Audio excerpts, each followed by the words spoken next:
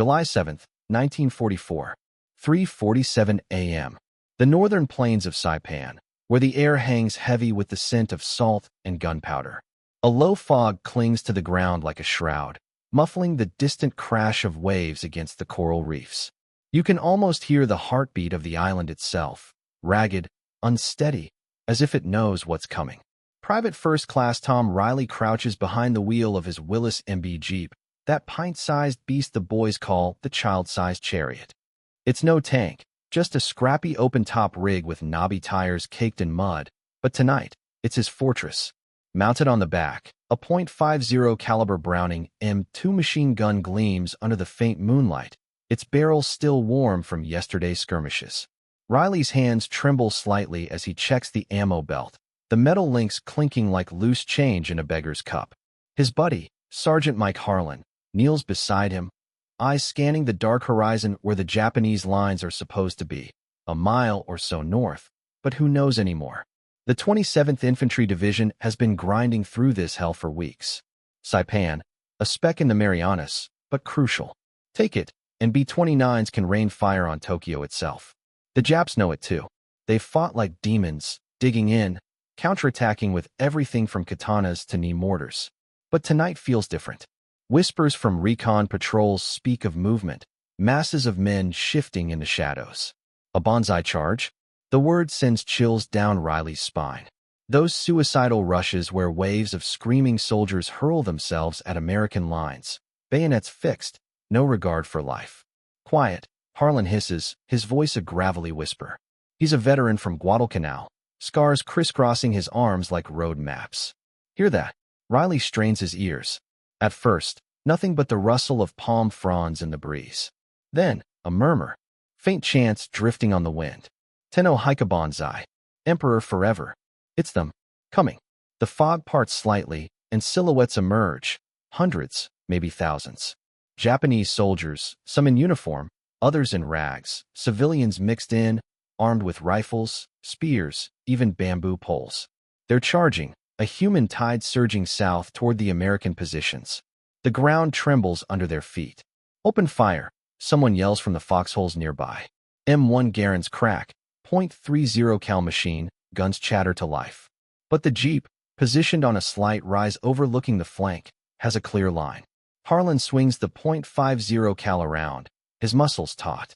Light him up, Tom. Riley stomps the pedal, the Jeep lurching forward a few yards for better angle. The Browning roars, a deep-throated thunder that shakes the chassis. Tracers arc into the night, red streaks slicing through the fog.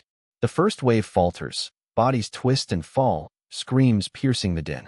One attacker, a young lieutenant waving a sword, catches a burst full in the chest, his charge ending in a crumpled heap. You can feel the recoil vibrating through the metal frame, the heat from the barrel singeing the air. Riley grips the wheel, heart pounding as Harlan pours it on. The Jeep seems alive, a tiny predator in a sea of chaos. Bullets ping off the hood, but they hold. 10 down, 15, the count blurs in the madness. But the wave doesn't break. More come, eyes wild with fanaticism, closing the distance. A grenade explodes nearby, showering dirt. Is this the end? Or just the beginning of the Jeep's deadly dance? The .50 caliber's roar drowns out the screams for a moment, tracers painting glowing paths through the darkness. Bodies pile up in twisted heaps, but the charge surges on, relentless. Harlan's face is grim, sweat mixing with gunpowder residue as he sweeps the barrel left to right. They're not stopping, Tom. Keep her steady.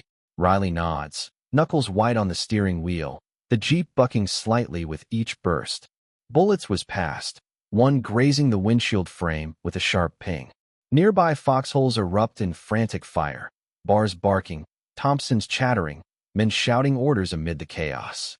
The 1st and 2nd Battalions of the 105th Infantry are taking the full brunt here on the Tanapag Plain, lines buckling under the weight of over 4,000 fanatics. Then, a shift in the din.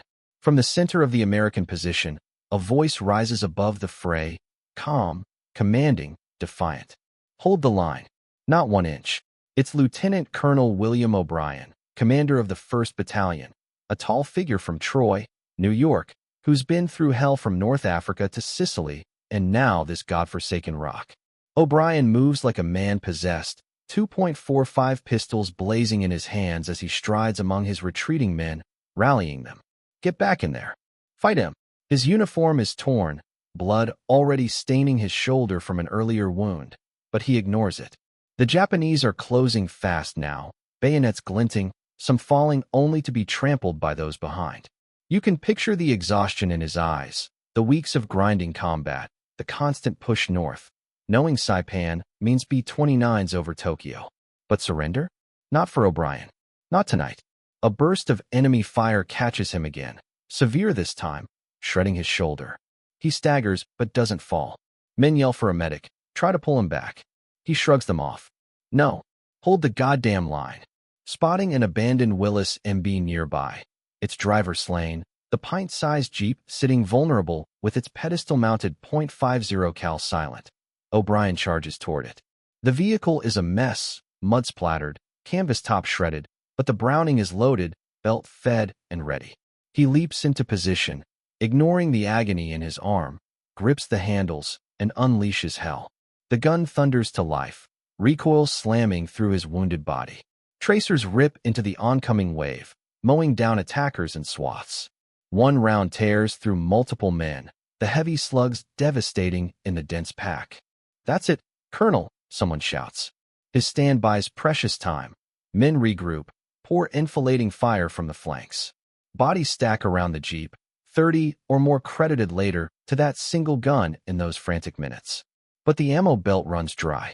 Click. Empty. The horde closes. O'Brien stands tall, defiant to the end, as they overwhelm him. Dawn is still hours away. What horror will the first light reveal? And can the line hold without him? The first pale hint of dawn creeps over the Tanapag plain, turning the fog a sickly gray. The gunfire has slowed to sporadic cracks, like the last pops of a dying fire. Exhaustion weighs on every man in the 105th Infantry. Eyes red, hands shaking, uniforms soaked in sweat and blood. The ground ahead is a nightmare landscape.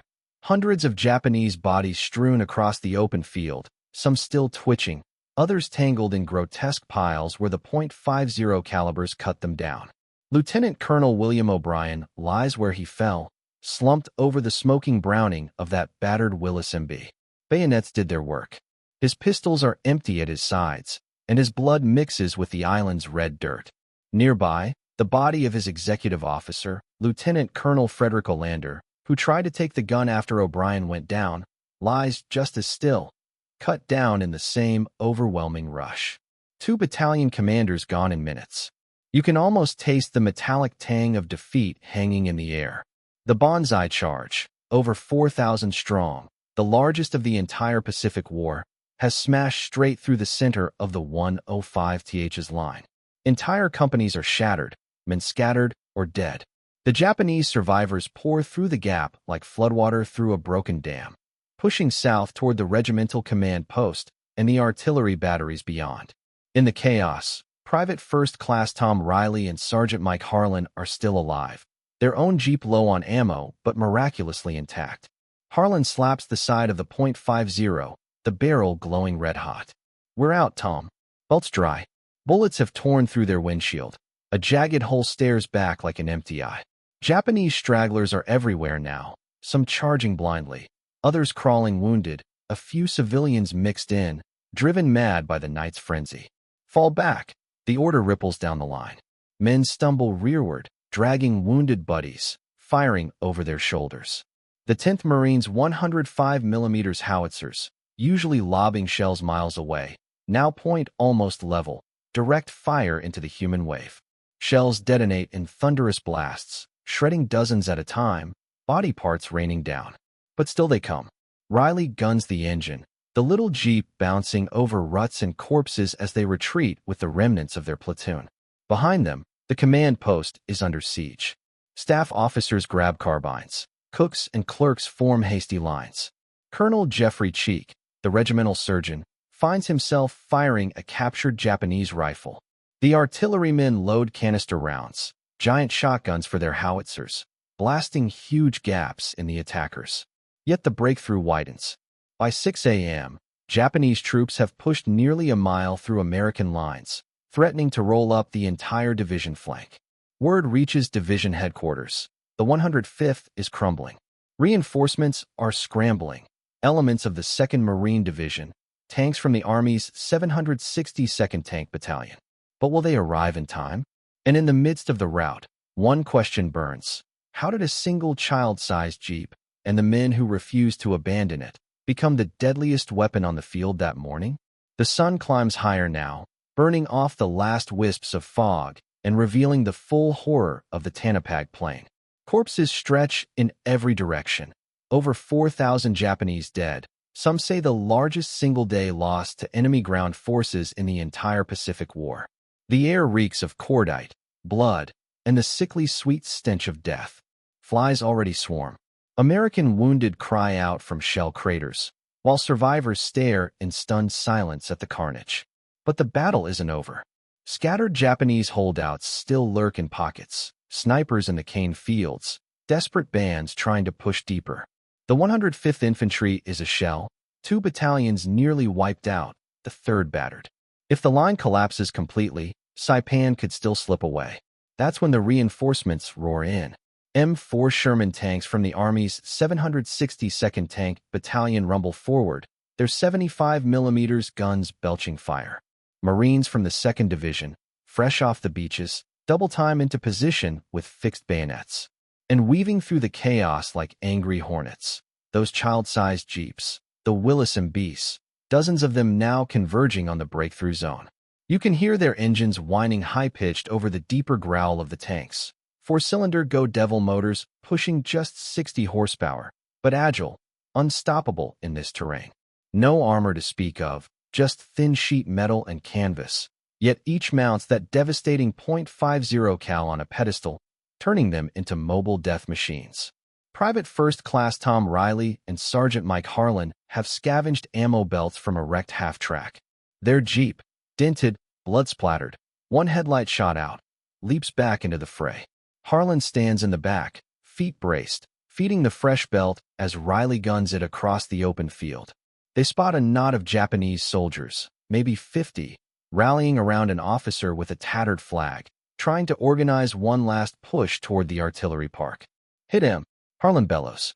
The Browning erupts again, that familiar thunder shaking the little frame. The Jeep bounces over uneven ground, but Harlan keeps the stream of tracers on target. Men scatter, fall, the officer's flagstaff splintering as rounds tear through. 30 attackers drop in minutes. Some accounts will later pin that exact number on a single Jeep in a single furious morning burst. The survivors break and run, only to be cut down by pursuing infantry. It's not just Riley and Harlan. All across the plain, these Jeeps dart in and out, flanking, pursuing, mowing down fleeing enemy in the open. The Japanese have no answer for them. No tanks left, no heavy weapons. The Willis can go where Shermans can't, threading through wreckage and gullies, tires gripping the coral soil like claws. By noon, the counterattack gains momentum. Tanks blast strong points, Marines sweep forward in skirmish lines, and the Jeeps harass the edges, preventing any coherent retreat. Stragglers throw down weapons, raise hands, or charge one last time into the hail of fire. The banzai is spent. Saipan's northern plain is secure. But as the guns fall silent and medics move among the dead, one question lingers. How did this unassuming little vehicle, designed for scouting, hauling, errands, become the instrument that shattered the largest human wave attack of the war? And what price did the men who drove them pay to hold the line? The smoke clears over Tanapag Plain, and the men of the 27th Division finally catch their breath. Medics weave through the wreckage, tagging the dead, loading the wounded onto whatever Jeeps are still running. One of those mud-caked Willis and Beast rolls slowly past a cluster of shell-shocked infantrymen, its .50 cal barrel drooping like an exhausted finger. On the hood, someone has chalked a new nickname in hasty white letters, the Reaper. That's how it starts, word spreading fast among the foxholes and aid stations. The child-sized Jeep that wouldn't die. The little quarter-ton truck that chewed through 30 attackers in a single morning burst, then kept coming back for more. GIs who weren't even there repeat the story, embellishing it with each telling. By nightfall, every Jeep on Saipan has become a talisman, a symbol that even the smallest American machine can break the Emperor's finest. But the Real story begins years earlier, far from these blood-soaked coral fields. Flashback to 1940. A nation still reeling from the Great Depression, its army a neglected backwater ranked 17th in the world, behind tiny Netherlands. Tanks are relics from the last war, trucks are civilian hand-me-downs, and the infantry still dreams of horses. The War Department knows war is coming, but Congress won't pay for it. They need a new reconnaissance vehicle, light, tough, cheap, and fast. In walks a tiny company from Pennsylvania called American Bantam Car Company, barely 40 employees, teetering on bankruptcy. Their chief engineer, Carl Probst, gets a call in July. Design a four-wheel drive scout car in 49 days or lose the contract. He works around the clock, sketching on hotel stationery, sleeping under his drafting table. The result is the Bantam BRC, Blitz Buggy, a squat, bug-eyed little machine weighing just over a ton, with a flat grille, foldable windshield, and an open body that looks almost toy-like. You can picture Probst standing beside the prototype in September 1940, watching Army officers kick the tires in disbelief. It climbs 40-degree slopes, Ford streams up to its axles, hauls 3 men plus a machine gun at 50 miles an hour. The officers are stunned. Bantam delivers 70 units for testing, but the Army wants thousands, far more than tiny Bantam can produce. So the blueprints are handed over, no royalties, to bigger players, Willis Overland and Ford. Willis refines the engine into the legendary Go Devil, 60 horsepower of unbreakable torque. Ford improves the chassis. By 1941, the standardized design emerges, the Willis MB, or Ford GPW, general purpose, twisted by GIs into Jeep, a name borrowed from a cartoon character in Popeye who could do anything. Mass production explodes. Willis and Ford churn out over 640,000 by war's end. They're everywhere: North Africa, Sicily, Normandy, the Pacific. Hauling generals, towing anti-tank guns, serving as ambulances, even fitted with rails to run on railroad tracks. But it's in moments like Saipan where the Jeep reveals its true soul, not just utility, but weapon. Back on the island, as the sun dips low on July 7th, survivors gather around campfires, cigarettes glowing in the dark. Someone asks Sergeant Harlan about that morning. He shrugs, voice low. Wasn't the Jeep that killed 30 men, he says. It was the men on it. But damn if that little bastard didn't give us the reach to do it. Yet even as the legend grows, the cost is etched in the rows of poncho-wrapped bodies waiting for graves registration. O'Brien, Olander, hundreds more. Heroes who bought victory with their lives. How many more islands? How many more bonsai charges before this war finally ends? The legend of the Jeep spreads faster than malaria through the Pacific Theater. By the time the 27th Division ships out from Saipan, bloodied, victorious, heading north to prepare for the next slaughter on Okinawa, every GI knows the story. That little quarter-ton miracle with the flat snout and the canvas top. The vehicle so tough it makes Marines jealous. But why? How does a machine built for running messages and towing trailers become the nightmare of Japanese infantry? Cut to the proving grounds at Camp Holabird, Maryland, 1941. Engineers watch in disbelief as the prototype Willis tears up impossible inclines, belly deep in mud, engine screaming but never quitting. The secret is that Go Devil motor, 4 cylinders, low revving, torque like a farm tractor. 60 horsepower doesn't sound like much until you realize it's delivered low and steady, spinning those knobby tires through coral rock, volcanic ash, and jungle muck without a cough. You can almost hear the engineers laughing as the Jeep drags a 37mm anti-tank gun up a slope that stalls heavier trucks. It fords rivers axle deep, the driver grinning under his helmet as water sloshes around his boots. The body is Spartan, thin steel, no doors, a fold-flat windshield so you can lash it to a glider or drop it by parachute. Weight, just 2,160 pounds empty. For men and gear, and it still flies at 55 miles an hour on a straight road. The Army orders thousands, then hundreds of thousands. Factories in Toledo and Detroit run 3 shifts. Women in overalls, Rosie the riveters with welding torches, build them alongside the men gone to fight.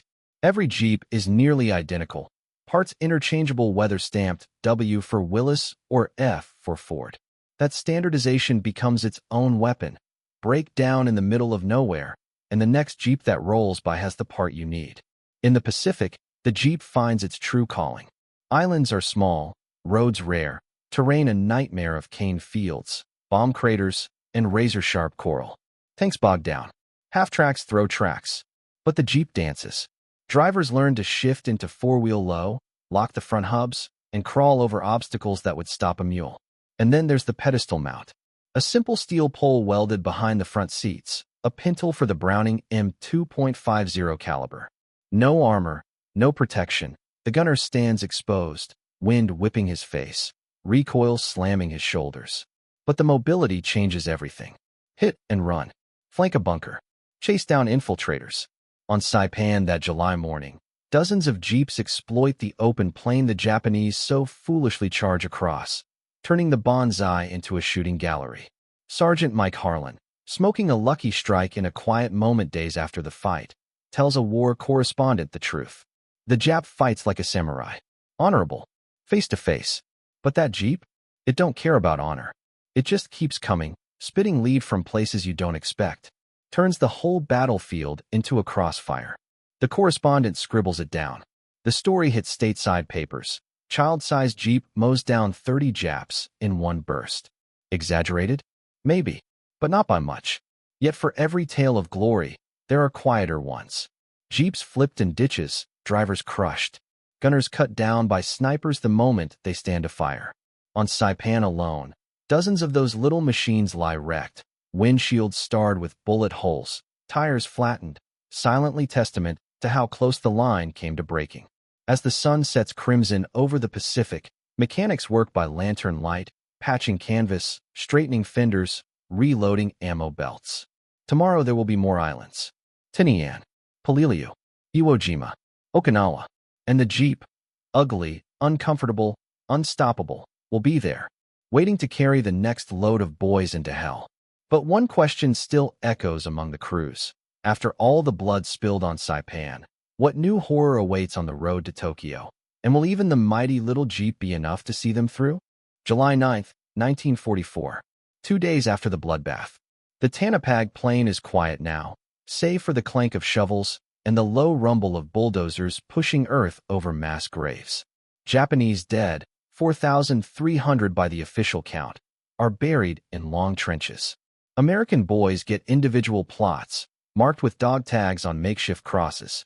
The stench lingers, but the island is ours. In a canvas tent that serves as division headquarters, Major General George W. Greiner sits behind a folding desk, sweat staining his khaki shirt. Reports are stacked high. Casualty lists, ammo expenditures, after-action reviews. Saipan cost the 27th Infantry Division 3,144 men killed or wounded in that one morning alone. The worst single-day loss for any U.S. Army division in the Pacific. Greiner knows the newspapers back home will scream for answers. Why did the line break? Who failed? The finger-pointing starts fast. Whispers in the officers' mess. The 105th Infantry was caught asleep, men bunched too tight, no proper depth to the defenses. Some blamed the troops themselves. Many were New York National Guardsmen, city boys who'd never seen combat before the Marianas. Weekend warriors. The Marines sneer from their nearby camps. But three names keep rising above the blame. Lieutenant Colonel William O'Brien, Lieutenant Colonel Frederick Olander, and a quiet sergeant from the 106th Infantry, Technical Sergeant John W. Marr. All dead. All refused to retreat. All held their ground with nothing but pistols, carbines, and those child-sized jeeps. You can imagine the citation writers in Washington poring over sworn statements from survivors. Private Riley's account. How O'Brien, blood pouring from his shoulder, climbed onto that abandoned jeep and fired until the belt ran dry, bodies stacking like cordwood. Harlan's testimony. Olander grabbing the hot handles right after, screaming defiance as bayonets closed in. Marr, manning a .30 caliber further down the line, standing exposed on his own jeep, cutting down wave after wave until a Nambu gunner finally dropped him. The recommendations go up the chain. Posthumous medals of honor. 3 of them from one morning's madness. the most awarded for a single action in the Pacific Theater. General Greiner signs off. Admiral Spruance approves. It reaches the War Department. Then, silence. Months pass. No announcements. No ceremonies. Families back home get terse telegrams. Missing in action, later changed to killed in action. No mention of heroism. Why? The truth is ugly. The Army needs a scapegoat for the near disaster. Admitting that 2 battalion commanders and hundreds of men died because the line was overstretched would expose command failures at the highest levels. Better to bury the story with the bodies. The medals sit in a drawer in the Pentagon while investigations drag on. On Saipan, the men know better. They paint crude stars on the jeeps now, in honor of the 3 who should have them on their chests. Drivers like Riley and Harlan refuse interviews with war correspondents. Just tell him about the colonels, Harlan mutters, spitting tobacco juice. And tell him about the little jeep that gave him a fighting chance. By December 1944, the 27th is fighting on Okinawa, the jeep still bouncing through the mud, .50 calories still barking. The men carry the secret like a scar. But secrets have a way of surfacing. A senator from New York starts asking questions. A mother in Troy refuses to accept a folded flag without answers. Cracks form. And somewhere in Washington, a file stamped O'Brien, William J. gathers dust, no longer forgotten, but not yet free. Will the Army finally honor the men who saved Saipan? Or will the truth die with the last witness? December 1945. The war is over. Atomic flashes have ended the Empire's dreams, and the Pacific is quiet except for the homeward-bound troop ships slicing through the waves. In Washington, the Pentagon's corridors buzz with demobilization, medals ceremonies for the living, and quiet burials for the controversial dead. But one file refuses to stay buried. It starts with a letter. Mary O'Brien, widow of Lieutenant Colonel William O'Brien, sits at her kitchen table in Troy, New York, pen in hand. The official notification was cold. Killed in action, Saipan. No details. No medal. She's heard rumors from returning soldiers. Stories of her husband standing atop a jeep, guns blazing, holding back a human tidal wave. She writes to her congressman. Then another letter. And another. Similar envelopes arrive from the families of Olander and Marr. A sergeant from the 105th, back in civilian clothes, talks to a reporter in a Brooklyn bar. They're covering it up, he says, voice thick with beer and anger. The brass screwed up the defenses, and our boys paid for it. Now they won't even give him the honor they earned. The story leaks. First in local papers. Did Army deny medals to Saipan heroes? Then bigger outlets pick it up. The New York Times runs a piece questioning why 3 posthumous Medal of Honor recommendations from the same action have vanished into bureaucracy. Senators from New York and Illinois demand investigations. The Army scrambles. You can picture the closed-door meetings in the War Department. Generals pore over maps of Tanapag Plain, rereading after-action reports. Yes, the 105th was overstretched. Yes, intelligence failed to predict the scale of the bonsai. Yes, Greiner's deployment left gaps. But admitting that now, after victory, would tarnish the triumph. Pressure builds. Veterans groups rally.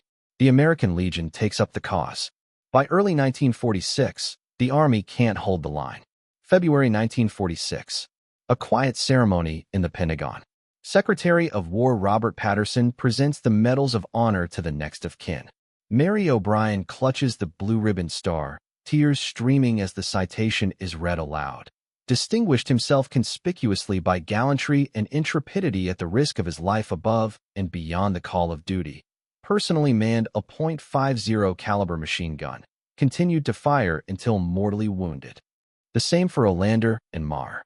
3 medals, finally pinned where they belong, not on uniforms, but on the memories of the men who earned them. Newspapers splash the photos. Grieving widows, proud children, the gleaming medals against black mourning dresses. And in every story, one image repeats. The child-sized Jeep, that battered Willis MB with its pedestal-mounted Browning, now forever linked to the stand on Saipan. Back in Toledo, the Willis Overland factory has already shifted to civilian models. The first post-war Jeeps roll off the line, painted green for farmers and sportsmen. Advertisements boast, the vehicle that helped win the war. They don't mention the blood on the coral, the 30 bodies cut down in a morning, or the colonels who died astride the gun. But the veterans remember. At reunions, old men from the 27th Division gather around restored jeeps, running calloused hands over the familiar grill. Someone always tells the story, how the smallest machine on the battlefield became the one the Japanese couldn't stop until it stopped them cold. The war fades into history books. Saipan becomes a footnote, the Banzai Charge a chapter, the Jeep an icon. Yet in quiet moments, when the engine turns over with that familiar flat-4 growl, you can almost hear the echo of a .50 caliber thundering across a fog-shrouded plain and the defiant voice of a wounded colonel refusing to yield. The child-sized Jeep didn't just carry soldiers. It carried a nation to victory, one impossible morning at a time. December 1945. The war is over. Atomic flashes have ended the Empire's dreams, and the Pacific is quiet except for the homeward-bound troop ships slicing through the waves.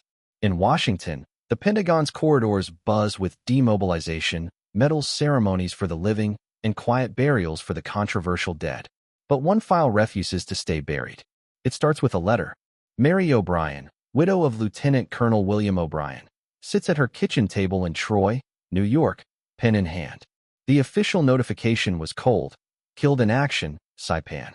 No details. No medal. She's heard rumors from returning soldiers. Stories of her husband standing atop a jeep, guns blazing, holding back a human tidal wave. She writes to her congressman. Then another letter. And another. Similar envelopes arrive from the families of Olander and Marr. A sergeant from the 105th, back in civilian clothes, talks to a reporter in a Brooklyn bar. They're covering it up, he says, voice thick with beer and anger. The brass screwed up the defenses, and our boys paid for it. Now they won't even give him the honor they earned. The story leaks. First in local papers. Did Army deny medals to Saipan heroes? Then bigger outlets pick it up. The New York Times runs a piece questioning why 3 posthumous Medal of Honor recommendations from the same action have vanished into bureaucracy. Senators from New York and Illinois demand investigations. The Army scrambles. You can picture the closed-door meetings in the War Department. Generals pore over maps of Tanapag Plain, rereading after-action reports. Yes, the 105th was overstretched. Yes, intelligence failed to predict the scale of the Banzai. Yes, Griner's deployment left gaps. But admitting that now, after victory, would tarnish the triumph. Pressure builds. Veterans groups rally. The American Legion takes up the cause. By early 1946, the Army can't hold the line. February 1946. A quiet ceremony in the Pentagon.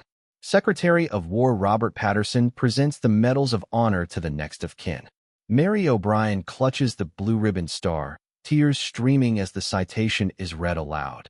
Distinguished himself conspicuously by gallantry and intrepidity at the risk of his life above and beyond the call of duty. Personally manned a .50 caliber machine gun. Continued to fire until mortally wounded. The same for Olander and Marr. 3 medals, finally pinned where they belong, not on uniforms, but on the memories of the men who earned them. Newspapers splash the photos. Grieving widows, proud children, the gleaming medals against black mourning dresses. And in every story, one image repeats. The child-sized Jeep, that battered Willis MB with its pedestal-mounted Browning, now forever linked to the stand on Saipan. Back in Toledo, the Willis Overland factory has already shifted to civilian models. The first post-war Jeeps roll off the line, painted green for farmers and sportsmen. Advertisements boast, the vehicle that helped win the war. They don't mention the blood on the coral, the 30 bodies cut down in a morning, or the colonels who died astride the gun. But the veterans remember. At reunions, old men from the 27th Division gather around restored Jeeps, running calloused hands over the familiar grill. Someone always tells the story, how the smallest machine on the battlefield became the one the Japanese couldn't stop until it stopped them cold. The war fades into history books. Saipan becomes a footnote, the Banzai Charge a chapter, the Jeep an icon. Yet in quiet moments, when the engine turns over with that familiar flat-4 growl, you can almost hear the echo of a .50 caliber thundering across a fog-shrouded plain and the defiant voice of a wounded colonel refusing to yield. The child-sized Jeep didn't just carry soldiers. It carried a nation to victory, one impossible morning at a time. Years roll on like tires over endless roads. The 1950s dawn with America at peace, suburbs blooming, interstates carving the landscape. In barns and fields across the country, surplus Willis MBs find new life, stripped of their military green, painted bright colors, put to work plowing rows or hauling hay. Civilians discover what GIs knew all along. This child-sized Jeep can go anywhere, do anything. Willis Overland markets the civilian version as the CJ, Civilian Jeep. Advertisements show smiling families bouncing through the wilderness, kids in the back, a deer strapped to the hood after a hunt. The Universal Jeep, they call it. But veterans seeing those ads pause, coffee cooling in their cups. They remember a different Universal, one that carried the dead, charged into machine gun fire, stood defiant on a blood-soaked plain in the Marianas. You can almost hear the echo when an old-timer fires up a restored MB at a county fair. The flat four coughs to life, that unmistakable sound pulling memories from the ether. Saipan, Tinian, the frozen mud of Bastogne, where jeeps hauled wounded through snowdrifts under artillery fire. The beaches of Normandy, where they splashed ashore from landing craft, engines sealed against the surf. The Jeep becomes America's off-road icon. Farmers love it. Explorers take it to remote corners of the globe. In Korea, a new war calls fresh batches into service. The design barely changed. Vietnam sees them again, now with recoilless rifles mounted, darting through rice paddies. Even in desert storms decades later, evolved descendants carry the DNA. But the original, the wartime MB/GPW, fades into museums and private collections. Restorers hunt rusting hulks in forgotten fields, painstakingly rebuilding them to factory spec. At gatherings like the Toledo Jeep Fest, thousands converge, gray-haired vets in caps emblazoned with unit patches, young enthusiasts who know the stories by heart. They parade down the streets in perfect columns, slat grills gleaming, the same vehicles that once raced across Tanapag Plain now polished and cherished. One Jeep in particular draws crowds. A battle-worn survivor from Saipan, discovered decades later in a scrapyard, bullet scars still visible in the sheet metal. Its pedestal mount is gone, but the holes remain. The owner, a historian, points them out quietly. This one was there, he says. July 7, 1944. When the wave came. Visitors stand in silence. Children climb aboard for photos, unaware of the weight. Veterans touch the hood reverently, eyes distant. The Medal of Honor recipients, O'Brien, Olander, Marr, are remembered too. Schools named after them. Plaques in town squares. Their citations mention the machine gun on the Jeep, that child-sized platform that gave them reach beyond their grasp. And in the end, that's the Jeep's true legacy. Not just a vehicle, but a symbol of American ingenuity born from desperation, of ordinary men doing extraordinary things with whatever tool was at hand, of how something small, scrappy, underestimated could turn the tide against impossible odds. Drive one today, whether a pristine restoration or a modern Wrangler carrying the bloodline, and you feel it. The low growl of the engine, the way it claws over obstacles, the open air whipping your face. It's the same spirit that held the line on Saipan, the same refusal to yield. The Japanese couldn't stop it then. Nothing ever has.